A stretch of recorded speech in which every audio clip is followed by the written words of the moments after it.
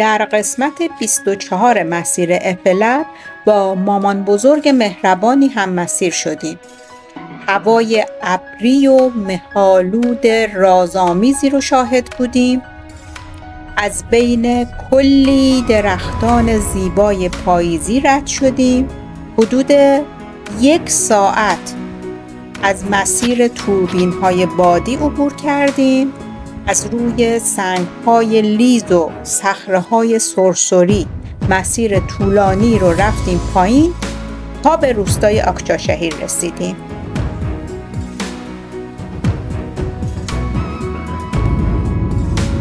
برای پیمایش قسمت 24 و 25 مسیر 500 کیلومتری افلر جمعه 26 دسامبر صبح زود از ازمیر راه میافتیم. هوا سرد شده و من عاشق این هوای سردم. هرچی به شهر تیره نزدیکتر میشیم مه بیشتر میشه و همچنان ادامه داره تا زمانی که خورشید کم کم در میاد تا اینکه از غلظت مه کاسته میشه. قسمت 24 مسیر افلر از روستای کاپلان شروع میشه با طی 18.2 کیلومتر مسافت، 811 متر افزایش ارتفاع و 1030 متر کاهش ارتفاع به روستای آقچاشهیر میرسید.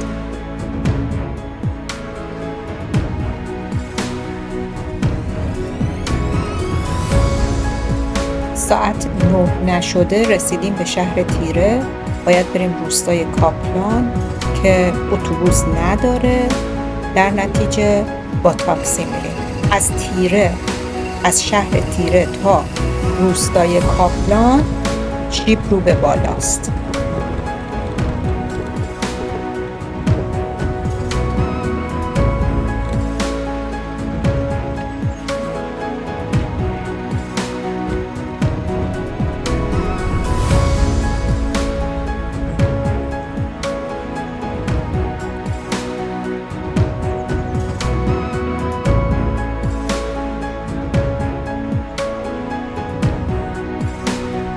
به روستای کاپلان که میرسیم اولش چند تا عکس با پرچم گروه کوهنوردیمون میگیریم و راه میافتیم.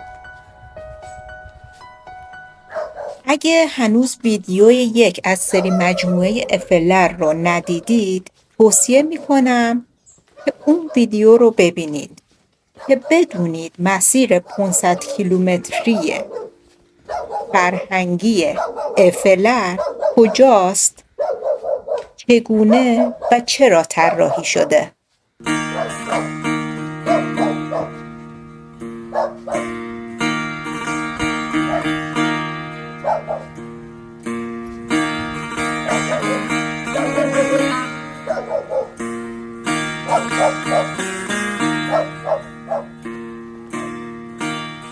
سلام، من مینا هستم. ایرانیم اما ترکیه زندگی میکنم. بیشتر از 25 سال هست که کوهنوردی میکنم، اما واقعیتش این روزا هایکینگ رو ترجیح میدم. طبیعت ترکیه هم مثل طبیعت ایران هم وحشی هست هم بسیار زیبا. من دوست دارم با ویدیوهام این زیبایی ها رو به شما هم نشون بدم.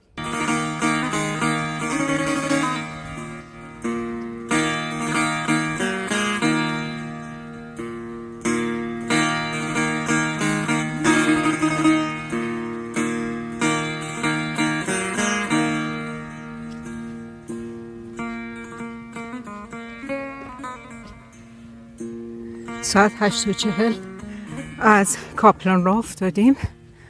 هنوز از روستا نرفتیم بیرون. کل تیره زیر مه هست.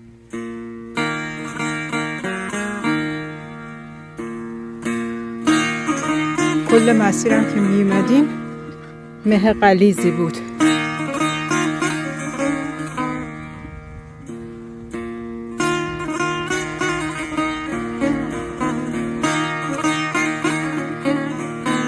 بریم که مسیر قسمت 24 افلر رو ببینیم و مناظر بسیار زیباش رو. من کمتر صحبت میکنم که بتونیم از طبیعت لذت ببریم.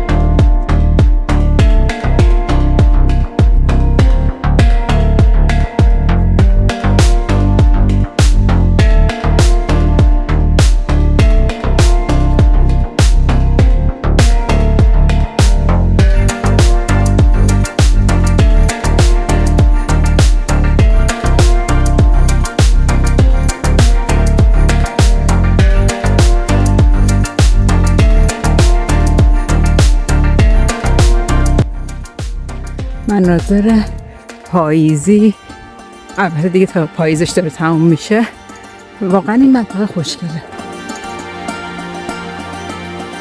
مناظر این فصل خیلی خوشگله. تیره، اردنیش، قسمت های دیگه فلرم که اومده بودیم اینجا از لالیک به کاپلان خیلی زیبا بود. دیروز پیروز هم بارون بوده. امروز فردا پس فردا بارون نیست. دنبال یه جایی میگردیم که منظره خوبی داشته باشیم و بشینیم صبحانه بخوریم.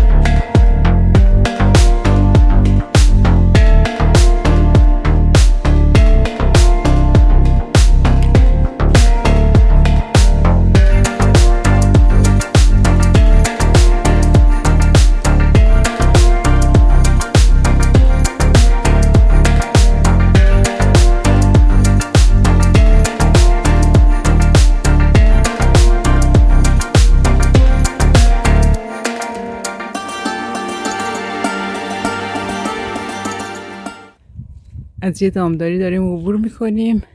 1 ساعتی از اومدیم. منظره تیره هنوز نسبتاً، شهر تیره زیر مه، یه قسمتش اومده بیرون.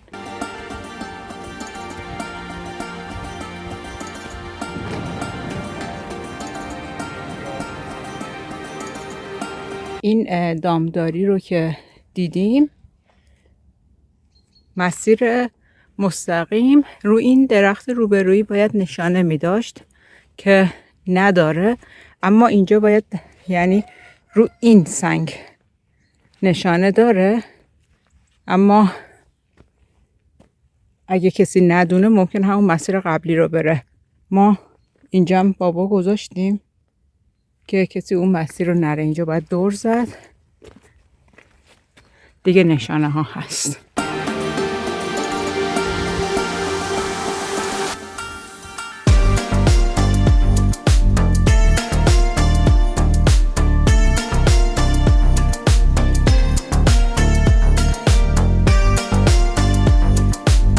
همین شیبا باید بریم بالا. من فکر میکنم ماکسیموم ارتفاع امروزمون تا کنار همون توربین های بادیه. من خواهرزادم کوچولو بود، به اینم میگفت به چرخه، منم بهشون میگم به چرخه، تا به اون به چرخه ها برسیم. الان داریم از بین درخت های گردو و کستانه رد میشیم. حالا چرا این گردوها رو نچیندن من نمیدونم، رو درخت خوش شد. اینجا رو انتخاب کردیم برای صبحونه، یه 20 دقیقه بشینیم صبحونه بخوریم بعد ادامه بدیم.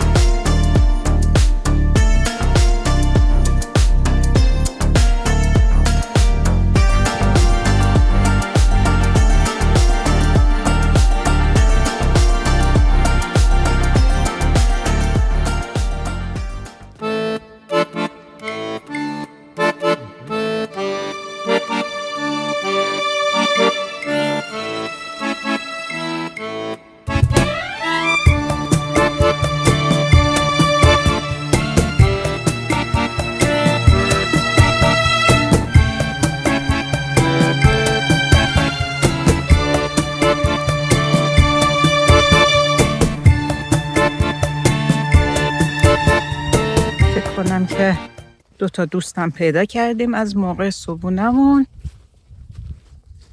2 تا سگ، یکیشون جلو داره میره، یکیشون هم پشت سر من داره میاد. ایشون یکیشون، اسمشو میذاریم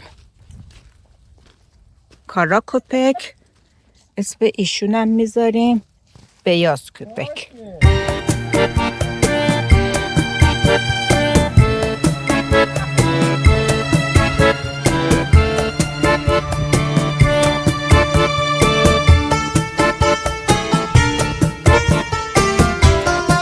بازی نکنین با من. اوی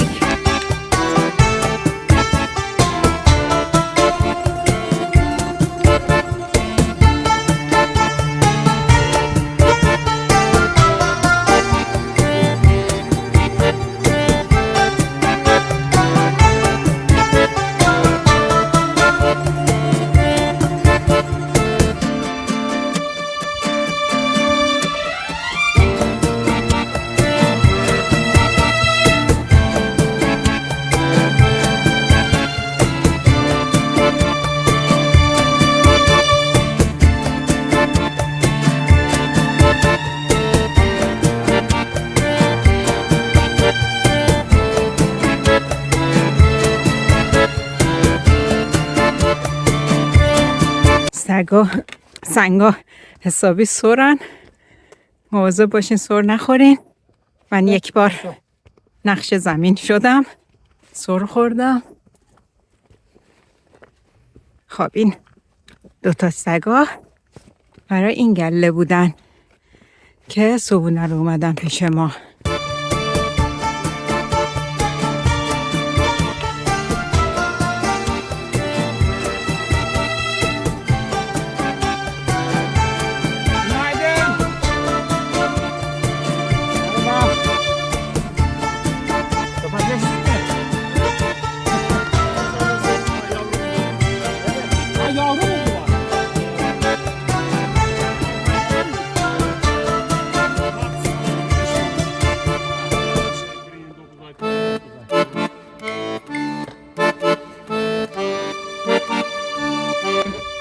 Yani normalde her zaman burada yani yazlık işte her zaman. Çünkü evet yem falan bol bol orada vardı, indirmiştiniz. Ha.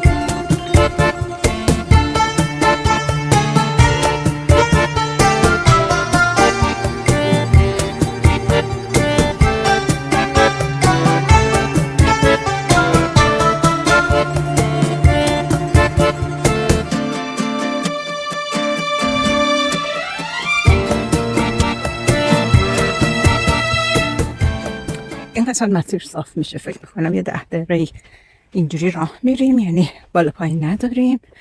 بعدش من حدس میزنم که اون ارتفاعات رو باید بریم بالا.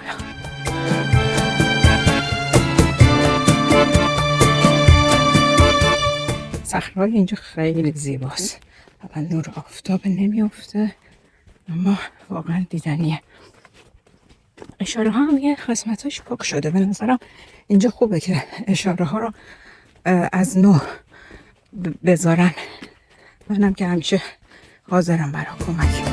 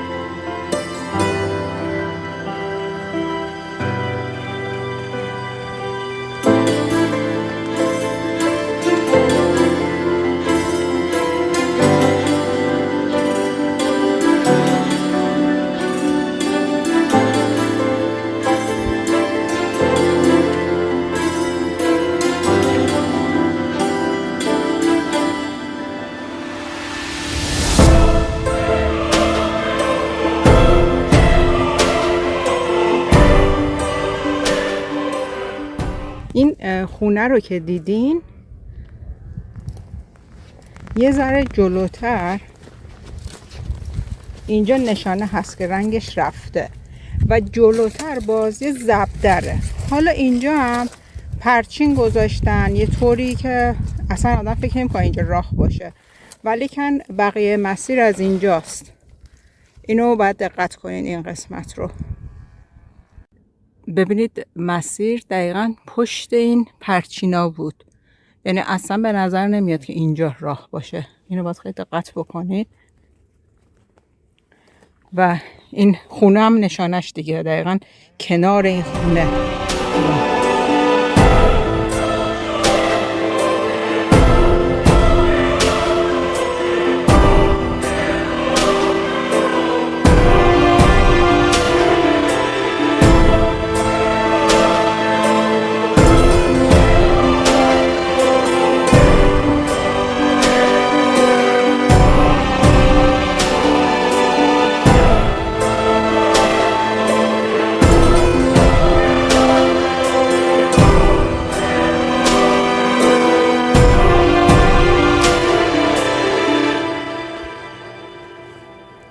اون مسیر بالایی هم که داشتیم میرفتیم خیلی زیبا بود. این مسیر فشرده ترن و راه خب باریک تره، هر دوش قشنگه. شاید اون یکی راه بالایی هم میخورد به همین، نمیدونم. ما برگشتیم و اینو ادامه دادیم که این مسیری که خود سایت افلر گفته.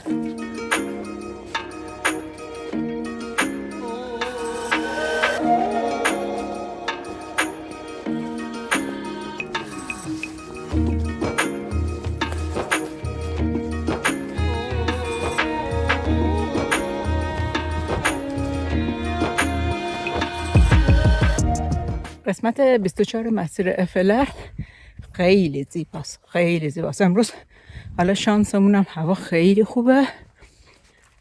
از یک باغ گیلاس رد شدیم. این کنارای مسیر الان همش درخت گردوه. گردو هم رو شاخه‌هاش هست ولی کن دیگه گردوهایی که مونده پوسیده. بعد این پایین معلومه سیب کاشتن، نهالای کوچولو. اون عقب‌ترم به نظر من یا فلفله یا توت فرنگی. توت فرنگی ها رو بدون حفاظ نمیزن، احتمالیت فلفله، اما خب خوب نمیبینم دیگه.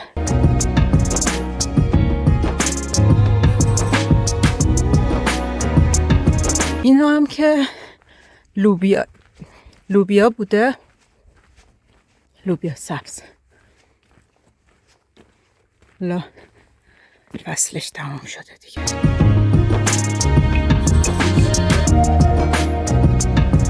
این باغ گیلاسیه که یه مزرعه خیلی بزرگ بود که کلی انواع درخت‌ها اینا توش بود. ما تصمیم گرفتیم برای کار داوطلبانه بیاییم اینجا. خب اینم اشاره یه مسیر افلر. اینجا هم آب گرفتگی اثر بارون‌های چند روز پیش.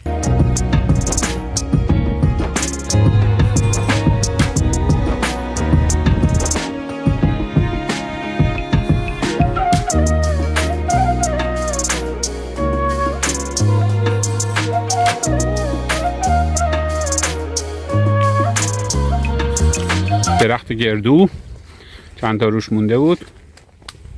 اینا جون در حال شکستن گردوها.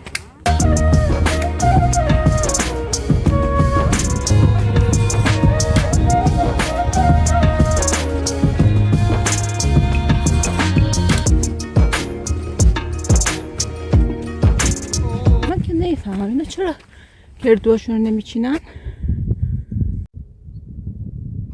این راهی هست که اومدیم.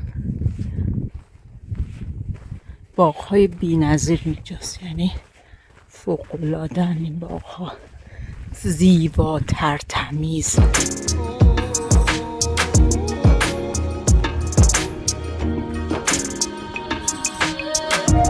اون جاده خاکی رو باید بریم بالا دیگه، بعدش ببینیم چه مسیری باید بریم.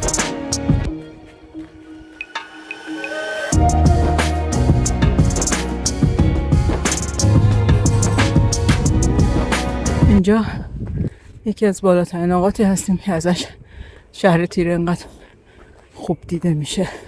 حتی استادیومش هم معلومه از اینجا. صدای به چرخه ها هم میاد.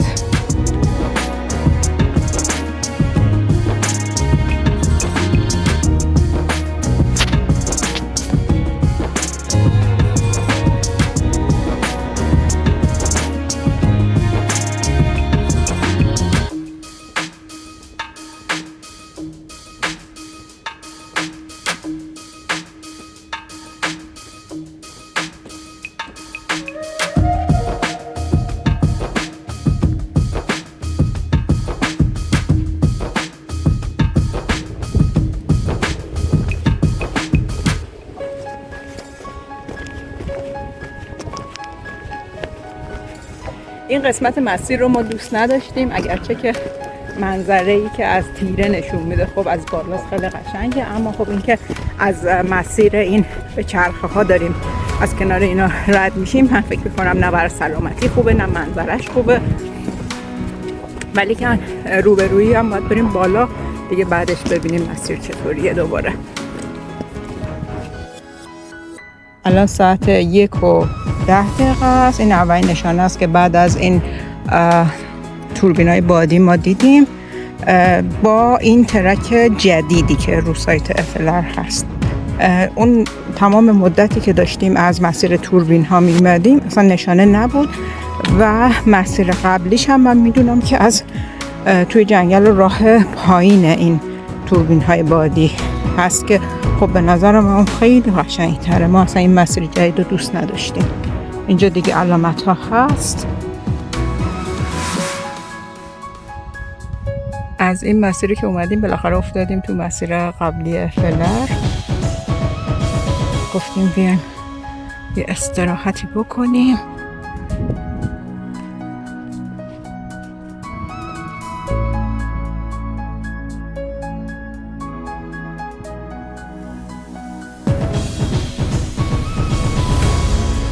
بخوریم. نصف مسیر رو اومدیم، بقیهش بیشترش سرپنینه.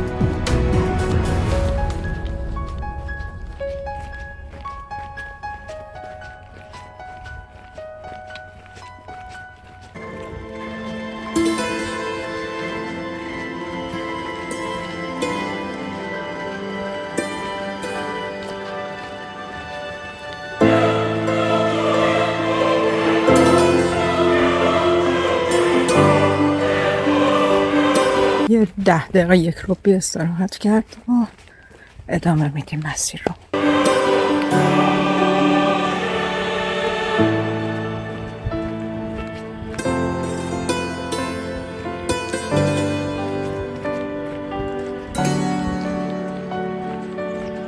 ما داریم ارتفاع کم میکنیم، همچنان باغ‌های گردو ادامه داره.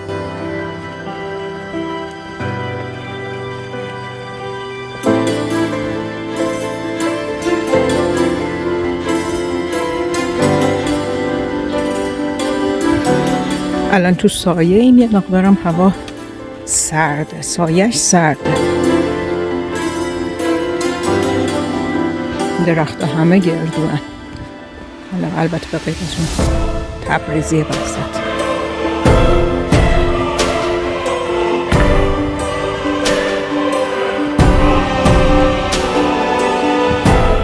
یک چنار، مثل اون چنار مقدسته. آره، یک چنار قولاسا هم اینجا میبینیم. منم که عاشق درخت چنار.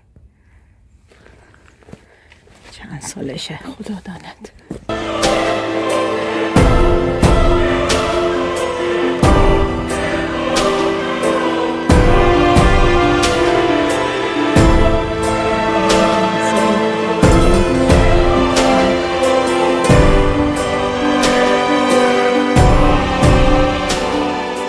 این قسمت مسیر اشاره ها که خیلی رنگ و رو رفته است. ما که چند بار این طرف اون طرف شدیم،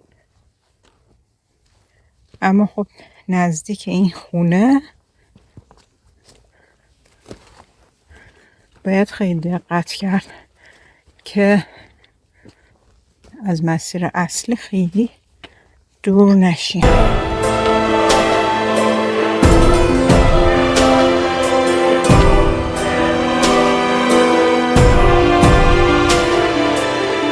قسمت 24 مسیر افلر رنگاش بیشترش پاک شده. اینجا که دیگه اصلا رنگا معلوم نیست، یعنی اگه که ترک رو نداشته باشید خب این راه یه مقدار واضح‌تر، ناخودآگاه آدم این مسیر رو میره، اما مسیر این هست، این باریکه و حالا رنگام حتی تو عکس هم نمیافته، روی این سنگ بوده. یعنی قطعاً این قسمت باید نشانه گذاریاش تجدید بشه.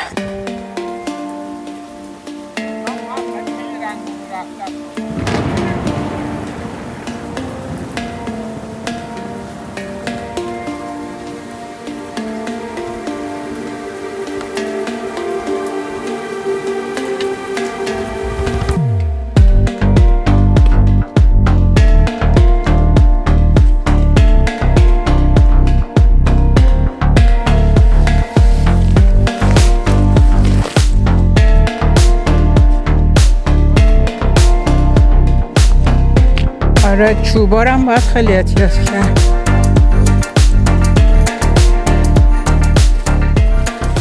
دیگه ماکسیموم رنگی که معلومه اینه.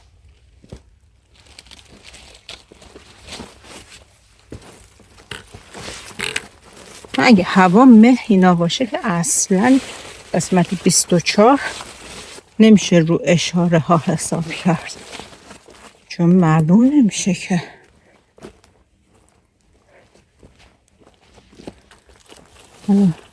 الان 26 دسامبر 2025 هست. شاید برای سال 2026 پلن باشه که اینا رو از نو بذارن. گونه های درخت هم از این کاج های تیق تیقی شد. خزم رو همه سنگا هست. خیلی مسیر لیز هست. من که چند بار سر خوردم چون که سنگم هست، خیلی خطرناکه.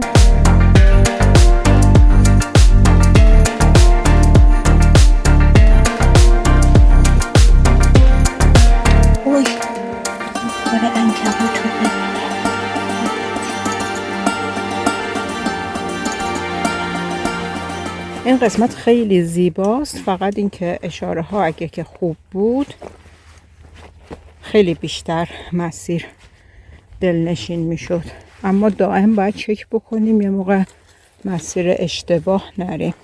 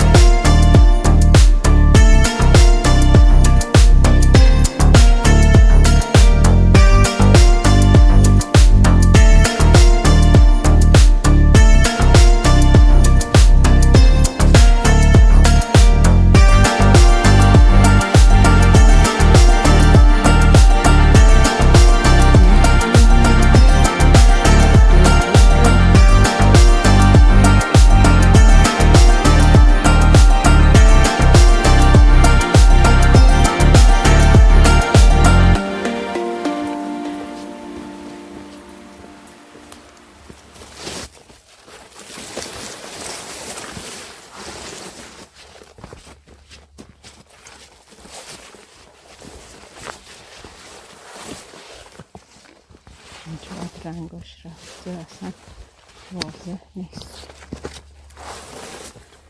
مسیرم خوب، درختای جنگل خیلی فشردن.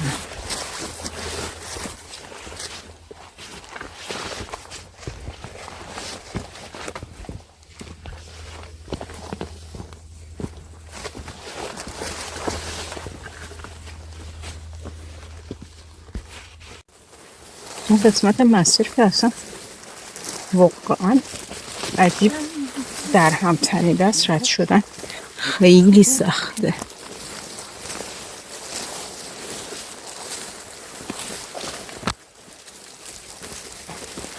5-6 دقیقه دیگه میرسیم به جاده، میدونم جاده خاکیه یا جاده آسفالت. ما تیر چراغ رو میبینیم که نزدیکه. 1 متر خورده ارتفاع داره.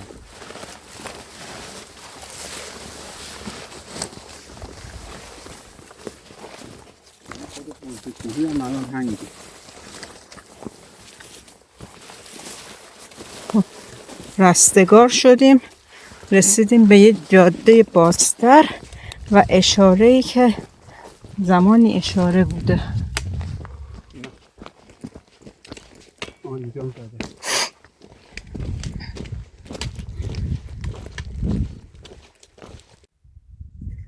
اینجا یک مزرعه هست. این راهی که دور مزرعه میره نباید بریم دیگه. این یکی راهی که میره یه ذره بالاتر. باز اینجا هم البته مزرعه هست، اما این مزرعه بالایی حصار نداشت. مزرعه پایینی حصار هم داره که اونجا رو این سنگ یه اشاره هم هست.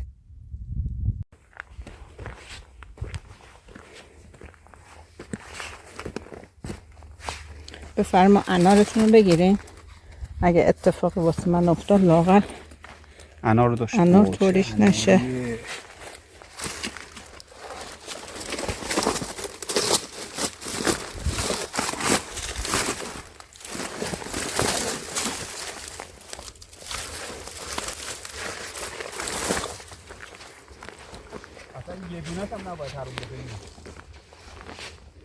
بالا دستم مه. اوه آقا چوپون با گوسفنداش داره میاد حسن. مینا بیا.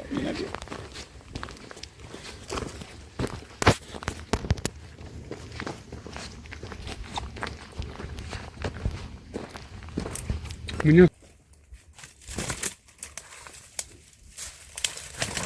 فکر میکنم این حصارا رو گذاشتم واسه اینکه گوسفندا نرن از اینجا اونورتر، اما مسئله اینه که مسیر افلر اینه. من که نمیتونم هم فیلم بگیرم هم رد بشم، مجبورم قطع کنم. جوریه خیلی خوبه، این راه خیلی خوبیه.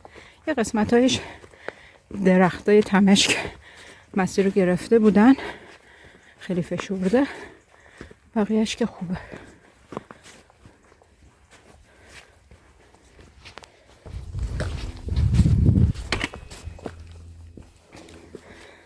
بعدش این حصارا رو میذاریم سر جاش، چون احتمال زیاد واسه حیواناشون گذاشتن که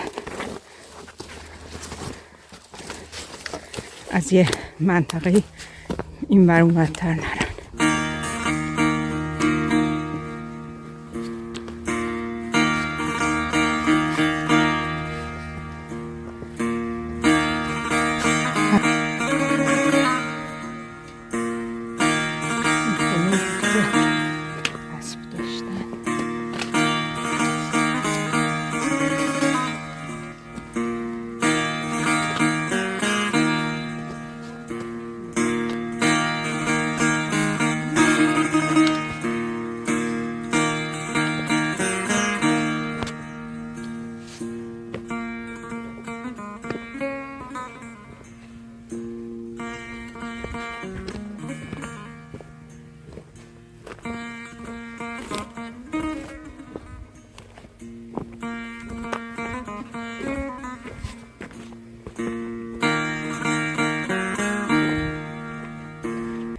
میکنم این راهی که داریم میریم اینجا که دور میزنه میره سمت راست تا اون قسمت، بعدش میپیچیم دور کوه.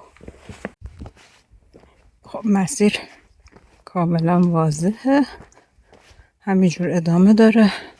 ببینیم تا پشت تپه بعدی بازم باید مستقیم بریم یا جای بعد بپیچیم. اینجا درختای صندل خیلی زیاد شده.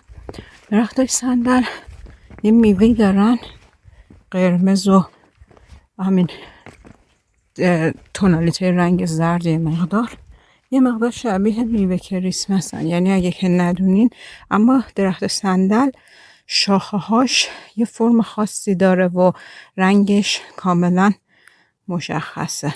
میوه هاش هم اینا هست که شبیه میوه کریسمس، اینا اما خوردنی نیست.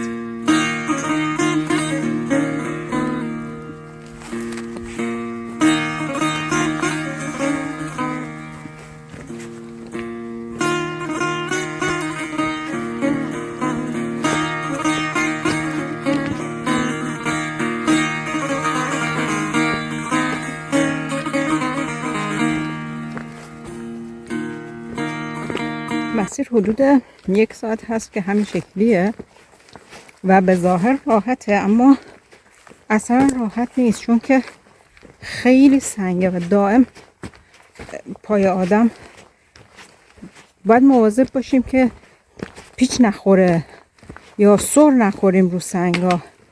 یعنی برعکس ظاهرش مسیر راحتی نیست.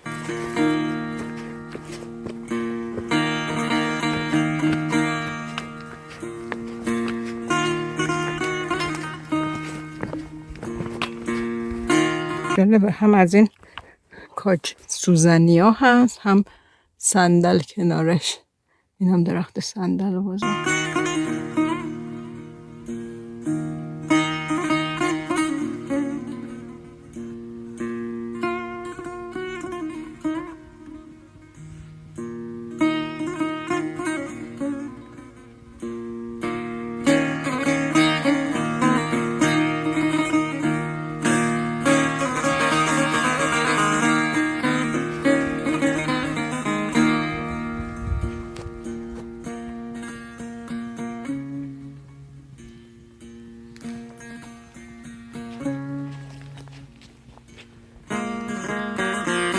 این درخت تفلکی هم میکنم به خاطر رعد و برق افتاده.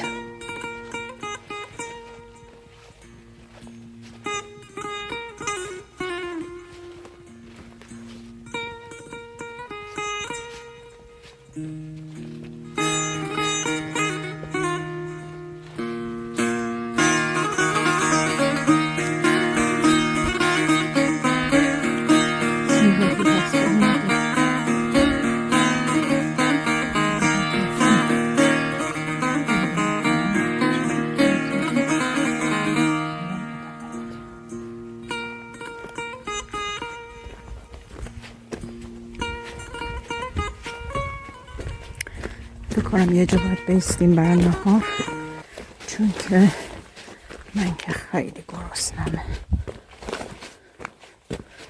اما بهتر تو آفتاب باشه چون که سایش خیلی سرده. جالبه 2 قارمانند کنار همه.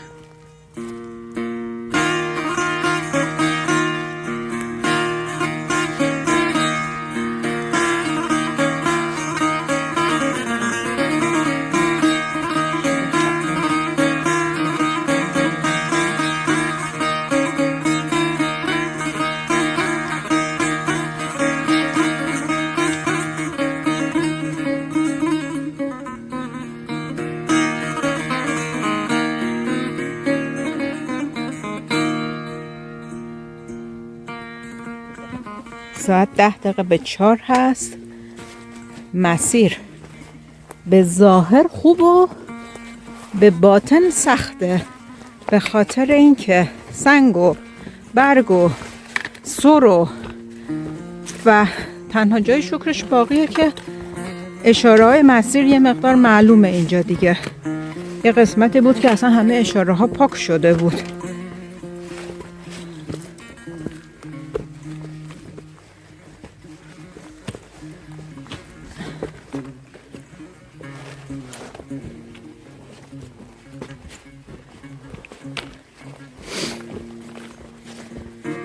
کلن سمت سلجوق به نظر من سخت تره مسیراش.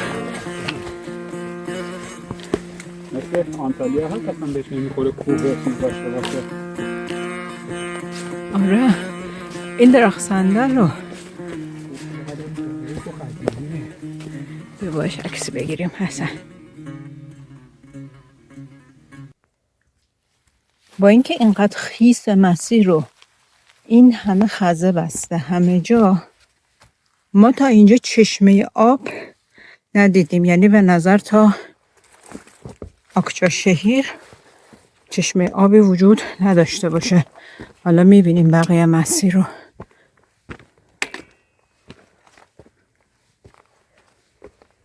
یعنی حداقل 1.5 لیتر باید هر کسی آب همراهش باشه تو این مسیر.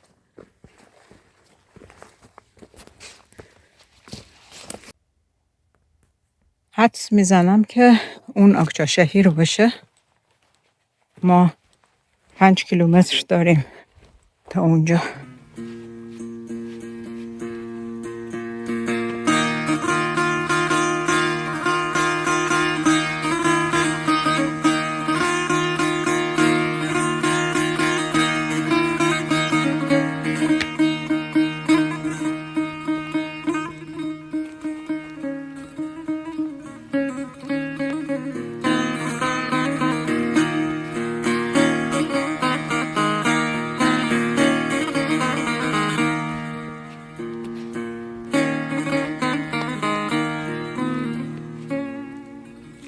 وقتی اشاره ها باشه خیلی خوبه، خیلی کار راحته، لازم نیست دائم آدم گوشی نگاه بکنه، مخصوصا وقتی اینجوری مناظر به زیبایی هست.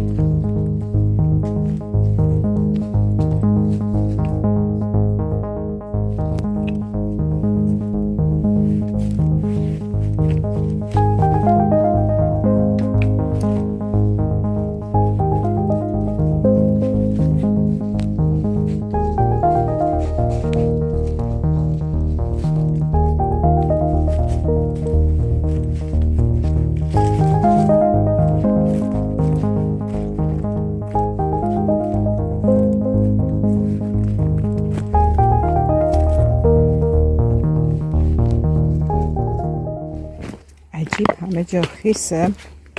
بارون نبوده اما مه بوده این چند روز، به خاطر مهه.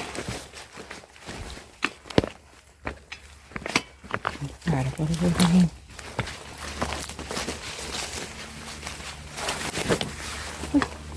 باز شد.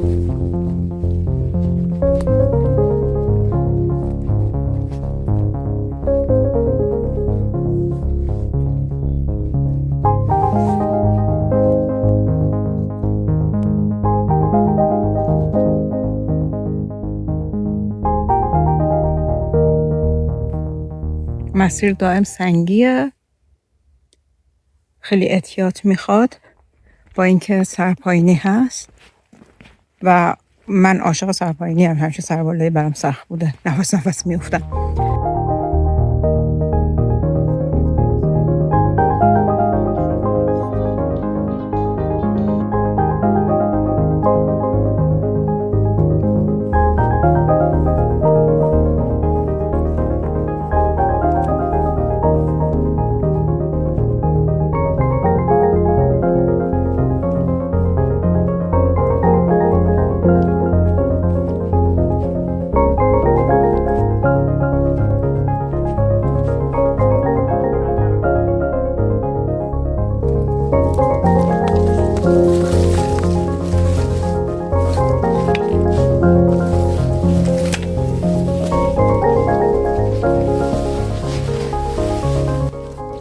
دوباره مسیر سخت شد.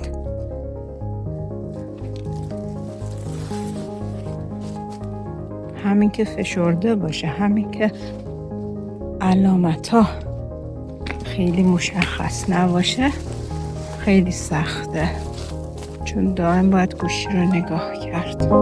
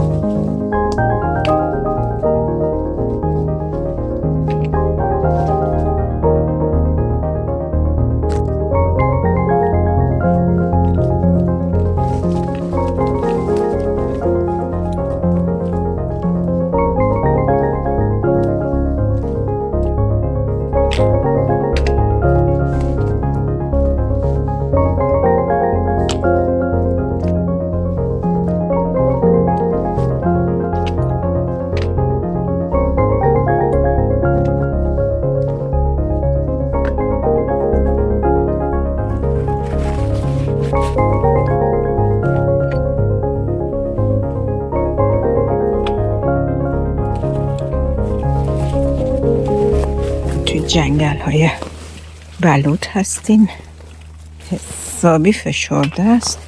یه چند تا کپک ترسیدم پرواز کردن، منم فکر کنم بیشتر از اونا ترسیدم.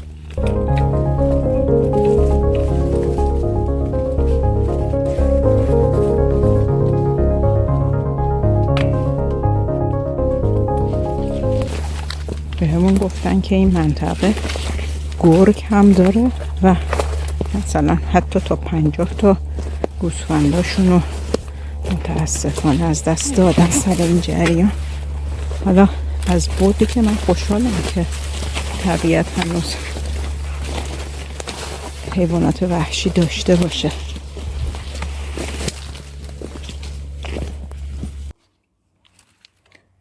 فکر کنم این دیگه روستای آقچاشهیر هست با این مسیر سخت امروزش که زانوهامون دائم در حال ترمز هست روی سنگای سخت. تازه نشانه ها هم خیلی نزدیک هم نیست و اینجوری واضح که بتونیم راحت تشخیص بدیم. خیلی جاها هم جنگل خیلی فشرده بود، یعنی اصلا تصور نمی کردیم که مثلا حالا باید اینجا بریم، مسیر رو اینقدر فشرده بود. یعنی من فکر میکنم این مسیر رو کمتر کسی اومده، شاید فقط بچه‌هایی که افلا رو تموم کردن این مسیر رو اومدن.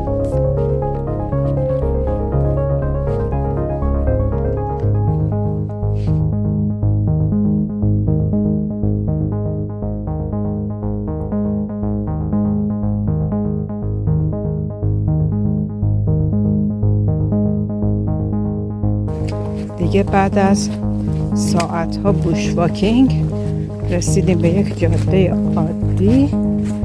الان احتمالاً دیگه باید همین رو ادامه بدیم انشاءالله که دیگه به همین صورت باشه تا آقچاشهیر، چون که خسته شدیم، خیلی پاهامون درد گرفته، همین که زانوامون فشار اومده، واسه اینکه سرپایینی باید دائم کنترل میکردیم.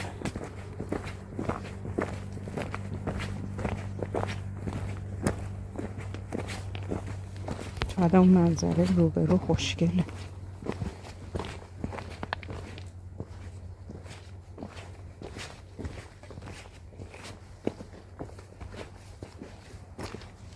اگر مایل به دیدن مسیرهای پیاده روی در ترکیه هستید، کانال سفر با آویسا رو دنبال کنید. اگر هم به طور خاص در مورد مسیر افلر کنجکاوی، یک پلیلیست دارم که لینکش رو اینجا میگذارم، میتونید اون پلیلیست رو تماشا کنید.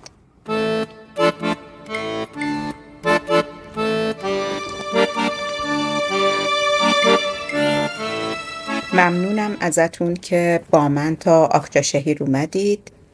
امیدوارم از دیدن مناظر لذت برده باشید. خوشحال میشم عضو کانال بشید و با لایک و معرفی به دوستانتون از من حمایت کنید.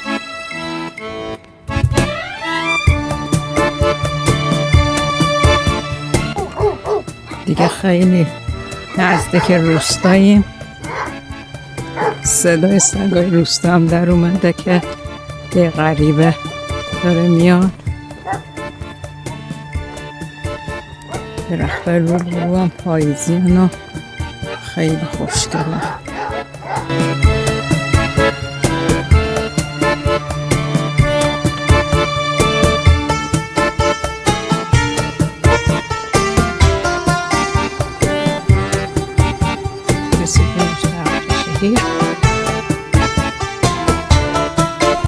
قشنگ زنده است.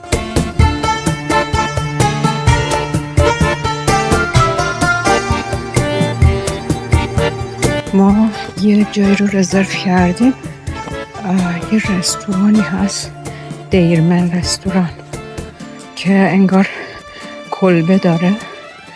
شب رو اونجا میمونیم.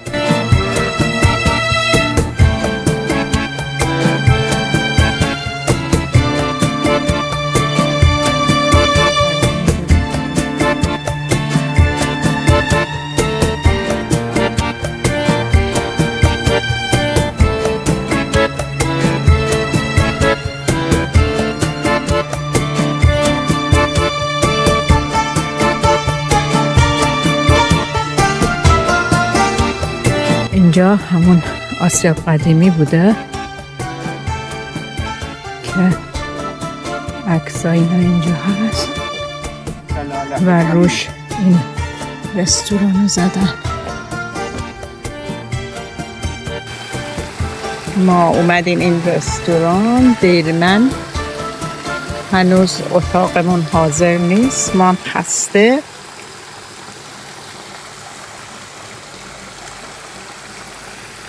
دیگه باید منتظر باشیم اتاق حاضر بشه که بریم استراحت کنیم برای فردا.